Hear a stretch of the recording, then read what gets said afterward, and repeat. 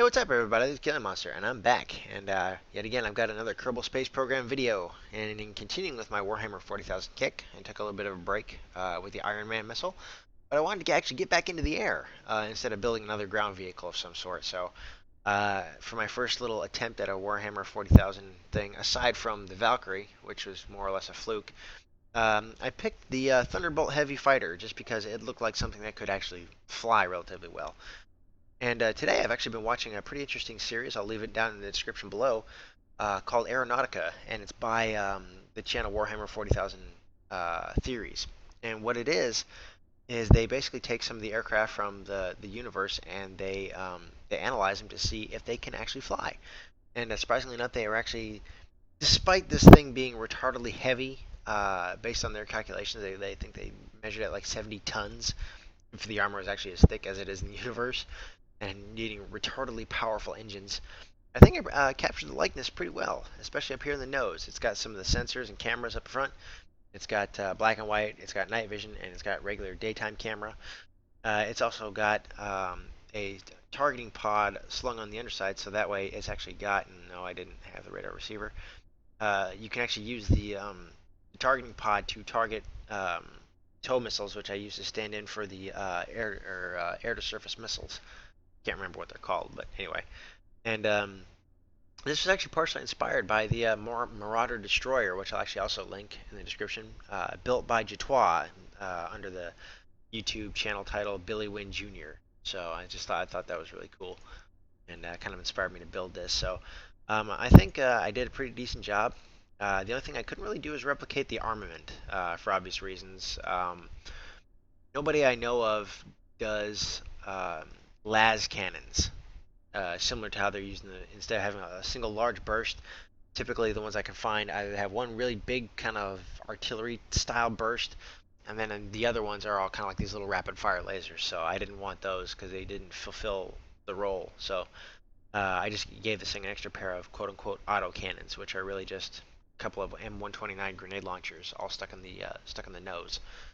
And each of them, I can't find an ammo pack for them, at least not one with media armory or the various extensions. So they're all limited to 175 rounds apiece, but that's still quite a bit of firepower for something this small. Another thing I had to do was, instead of using a rocket engine in the back, just because oxidizer weighs a lot, and these engines aren't going to be nearly as powerful as the stuff that's in the Warhammer universe to begin with. So I just stuck with the Panthers and used tweak scale to, I think, upscale them just a little bit. Or maybe they're slightly downsized.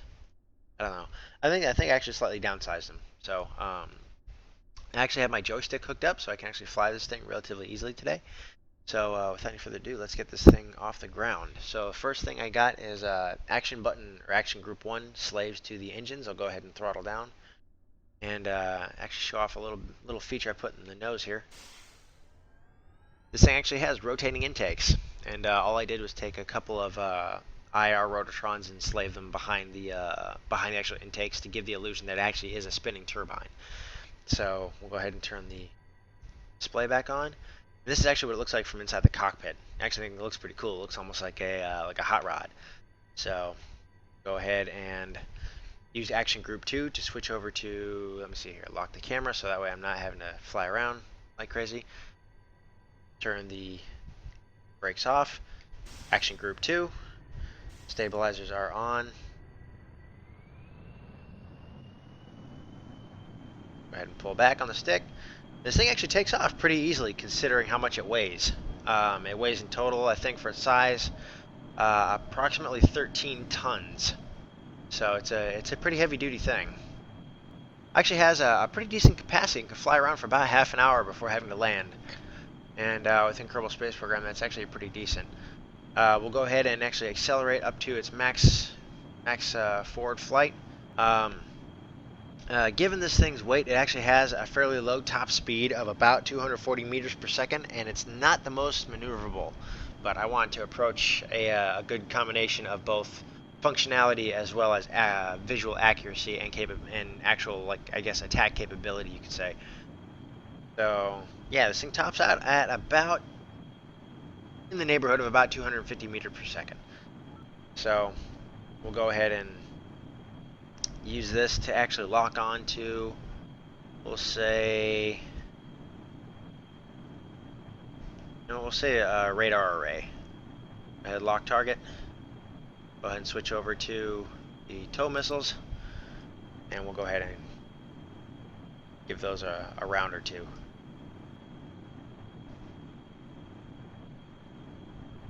Okay, sweet.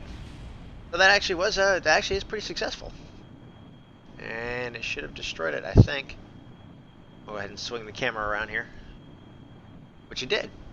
We'll go ahead and zoom in again. We'll just use those as kind of a generic, hey, you're aiming here type deal. We'll go ahead and just do a random run on the buildings. You can see they have a serious drop off. So this thing goes pretty decently fast in a straight line, but it's just got a lot of surface area on those wings, so it creates a lot of drag in a turn. So we'll go ahead and actually do that one right there. Yeah. Come on. Should be able to hit it, I think. There we go. So obviously with the grenade launchers, this thing packs a punch. It just has to be relatively in close, or you have to compensate quite a bit to use it. But thankfully, this thing is definitely a lot more flyable than the Valkyrie was. That one I actually had to tweak the configuration files in order to get enough thrust out of those engines. Go ahead and throttle down to actually get that thing airborne, so that was kind of retarded. And I wasn't really happy with it in the end. Take out the admin building. Throttle back up. Actually, I think I did a pretty decent job replicating this thing, so I'll try and do something a little bit more precise. And actually like the little shotgun pattern this thing creates when I use a salvo mode. So we'll go ahead.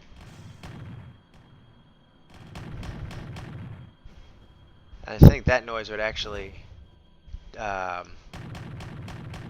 be pretty disconcerting for any infantry that might be on the ground and are not within the confines of an armored vehicle. I'll actually go ahead and use the day camera to do this next one. So we'll go ahead and target the admin or the mission control building.